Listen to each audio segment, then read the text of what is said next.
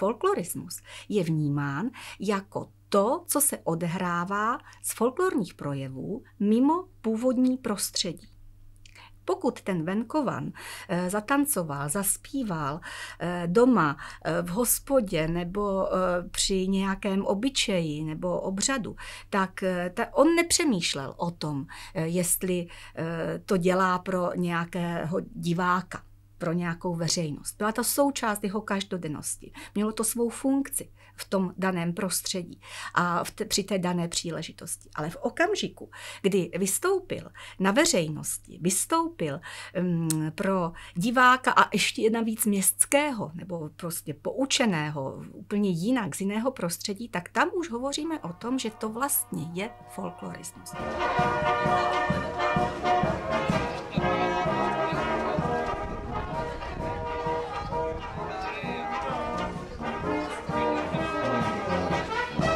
Lidová kultura byla vždycky vnímána jako určitá reprezentační funkce v určitém prostředí nebo při určitých příležitostech. Když přijela Marie Terezie na návštěvu do Brna nebo navštívila i některá jiná místa, opět jako v rámci nějakého přiblížení toho místa, toho kraje, kam přijela, jí byli předvedeni místní lidé v krojích. Takže tady už také, a máme o tom doklady, takže tady už také vidíme vlastně ten počátek toho folklorismu, toho předvádění života člověka a jeho kultury, té tradiční venkovské kultury mimo to původní prostředí. Folklorismus byl definován badateli v 60. letech 20. století. Byli to zejména badatelé z německého prostředí, kteří poprvé formulovali folklorismus jako fenomén předvádění lidové kultury v takzvané druhé existenci, nebo to označili jako lidová kultura z druhé ruky a podobně.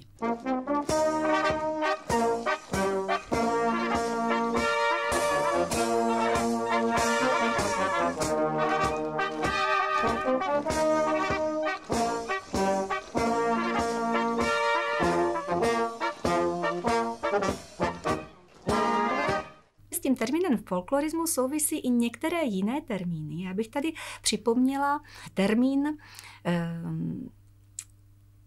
Richarda Dorsona, což byl americký folklorista, jeden z prvních, který vlastně v 40.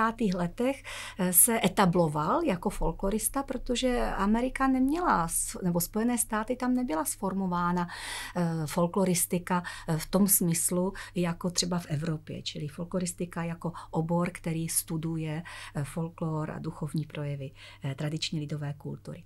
A Richard Dorson tímto termínem folklor, což znamená něco jako zkažený, pokažený folklor, jako fake, vlastně reagoval na situaci, která byla v době 20. 30. let ve Spojených státech taková velmi zajímavá, protože Američané v té době také toužili potom mít své hrdiny v nějakých lidových podáních, tak jak v tom tradičním folkloru Evropy se opravdu v baladách nebo v junáckých písních na Balkáně zpívá o hrdinech, vlastně, kteří se v té tradici objevili. Amerika potom také toužila. A začaly být vydávány takzvané pokladnice, což byly jakože sbírky slovesného folkloru, které prostě hledaly ty hrdiny, ale on to nebyl folklor v tom pravém slova smyslu. Ta byla taková všehochuť. Tam byly různé zkazky o divokém západě, byly tam třeba i literární výňatky z Marka Twaina a podobně, ale bylo to velmi populární a Američané se s tím stotožňovali, protože to byl základ té jejich historie, to byl základ té jejich kulturní paměti. A Richard Dorson vlastně tím termínem folklor označil, jako padělaný folklor, označil tady tyto velmi populární knižní vydání, jakože v uvozovkách amerického folkloru. No a s tímto termínem také potom pooperovali i evropští badatelé v okamžiku, kdy vnímali folklorismus a všechny tyto projevy jako negativně. Tak říkali, to není folklor, to je folklor.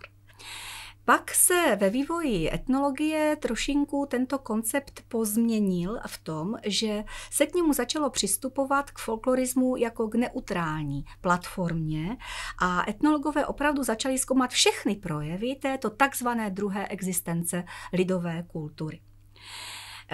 Ono to také souviselo s tím, že tradiční lidová kultura v té podobě 19. století, tak jak ji zachycovali badatelé, vlastně na venkově, ale ani u jiných sociálních vrstev neexistovala. Ta každodennost člověka už byla proměněná a tyto projevy tradiční kultury se připomínaly právě už v nějaké další formě. Na jevištích, ve folklorních souborech, při různých prezentacích a podobně.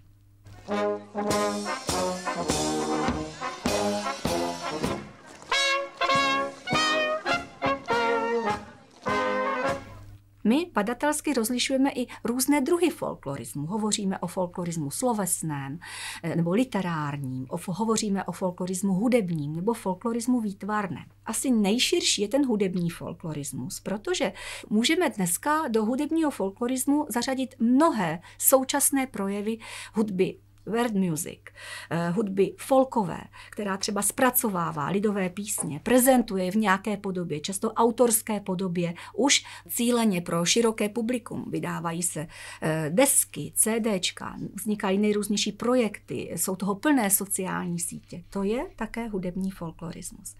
A navíc v té současné době k tomu přistupuje spousta aspektů, třeba ekonomický aspekt. To je vlastně záležitost ekonomická. Jak vzniklo slovo world music? Jak to vlastně vzniklo? Ano, řekneme si světová hudba. Ale ten počátek je přesně daný. Je to rok 1987, kdy se v Londýně sešli hudební producenti a hledali škatulku, do které zařadí celou škálu projevů, které kombinují inspiraci z lidové hudby a kombinují to s projevy současné populární hudby. To znamená rocková hudba, folková hudba a podobně. Takže vlastně, když vznikla tady tato sféra, nebo takhle byla nazvána, tak to byla vlastně záležitost ekonomická, protože oni potřebovali dostat i z hlediska prodejnosti a z hlediska prostě toho zájmu, nalákání veřejnosti nějaký druh hudby pod nějakou nálepkou, tak potřebovali dostat do povědomí. To, že hudba world music má svůj vývoj a tak dále a že to je na samostatnou kapitolu velkou, to je druhá věc. Ale mluvím tady o těch vlivech, které to podmiňují v té společnosti. Takže toto je třeba zrovna ten vliv, můžeme ekonomický. Ale folklorismus a vůbec využívání projevů lidové kultury tak souvisí třeba s politickým prostředím nebo s ideologií. Vezměme si 50. léta u nás. To je velmi citlivé období z mnoha důvodů. Víme, jaká ta doba byla. A víme, že po roce 1948 se zcela zásadně proměňovala kultura vůbec. Proměňovala se společnost. Byly zde tlaky politické, ideologické tlaky u nás jako satelitního státu, tehdejšího Sovětského svazu a docházelo k takzvané sovětizaci kultury. Ta sovětizace kultury se projevila v nejrůznějších formách, v literatuře, v divadle, ve filmu, zasáhla celou společnost, celou kulturu. A zajímavé samozřejmě na tom je, že vlastně každá společnost, která je s nějakým totalitním režimem, která prostě s nějakou diktaturou a podobně, tak je samozřejmě nacionalistická a velmi preferuje lidovou kulturu. Protože ona vlastně nahrazuje tou lidovou kulturou, tu kulturu elit, která je najednou nepohodlná tomu novému režimu. A stejně tak to bylo i po roce 1948 u nás. Když si někdo, který o tom třeba nemá tušení, otevře nějaký časopis z té doby nebo se podívá na týdeník nějaký z archivu a podobně, tak vlastně vidí, že krojované zástupy byly využívány v prvomájových průvodech, že nad vystoupeními folklorních souborů visela nejrůznější politická hesla, že folklorní festivaly se odehrávaly pod portréty Stalina a Lenina a Gottwalda a podobně. Byla obrovská politizace, obrovské zneužití lidové kultury a projevu lidové kultury. Ta lidová kultura za to nemohla.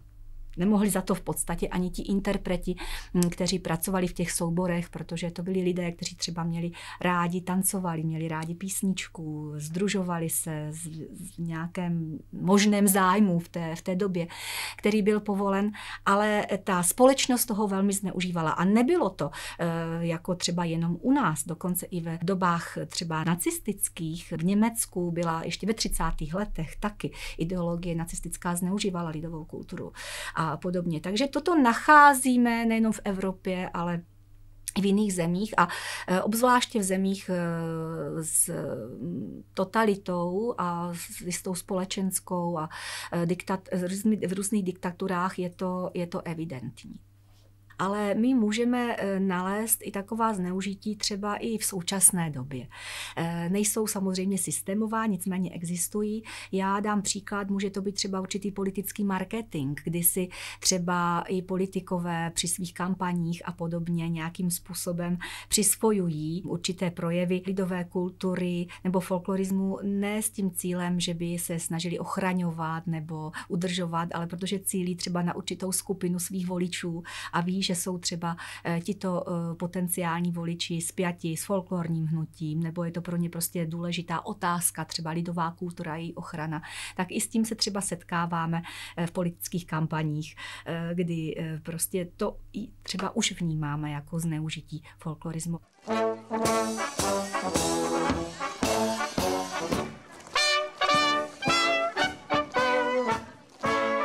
Lidová kultura není chráněna zákony, není chráněna předpisy, jak s ní nakládat. Ale přece jenom už i na mezinárodním poli tyto otázky rezonují a společnosti UNESCO se podařilo na základě nejrůznějších diskuzí přivést do mezinárodního prostředí problematiku nehmotného kulturního dědictví, což je vlastně i to, kam spadá folklor, ale kam spadají i některé projevy materiální kultury, respektive jejich udržování, dovedností, jak vlastně i tyto artefakty se vytvářely a podobně. A Česká republika je plně zapojená do této mezinárodní ochrany. Existují i nejrůznější národní registry lidové kultury, kam se vlastně zapisují projevy, o jejichž ochranu a udržování by ta společnost měla dbát. A existují i registry mezinárodní, takže existují různé seznamy, například reprezentativní seznam nehmotného dědictví lidstva, kulturního dědictví lidstva, UNESCO, kam i Česká republika má zapsány už některé projevy. Je to tanec verbuňk, mužský tanec z oblasti Slovácka, je to jízda králů, čili obyčej nebo původně obřad letnicový, také z oblasti Slovácka. Je tam zapsáno loutkové divadlo, to jsou zápisy společně třeba i s některými jinými státy. Jsou tam zapsány masopustní průvody. Takže prostě i na tomto poli ochrany lidové kultury se prostě ten vývoj odehrává.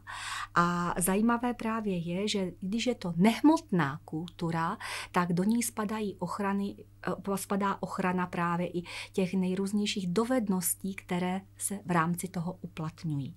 Takže když je zapsán na tento seznam třeba peruánský most, který se každý rok musí opravovat, obnovovat a používají se na to speciální lana, která jsou vyráběna přímo tou komunitou z přírodního materiálu, tak není tam zapsán ten most sám o sobě. Ale je tam zapsána právě celá ta škála těch aktivit, škála těch technologií, ale i aktivit, které vedou k ochraně toho mostu, protože to jsou nejenom ty pracovní technologie, ale to jsou třeba obřady, které se v rámci třeba té komunity dělají proto, aby byla zajištěna bezpečnost toho mostu celý rok a podobně. Takže toto je vlastně princip ochrany nehmotného kulturního dědictví, ale je to princip, který se týká jenom vybraných projevů, nemůže samozřejmě zachránit, ochránit a udržet celou lidovou kulturu.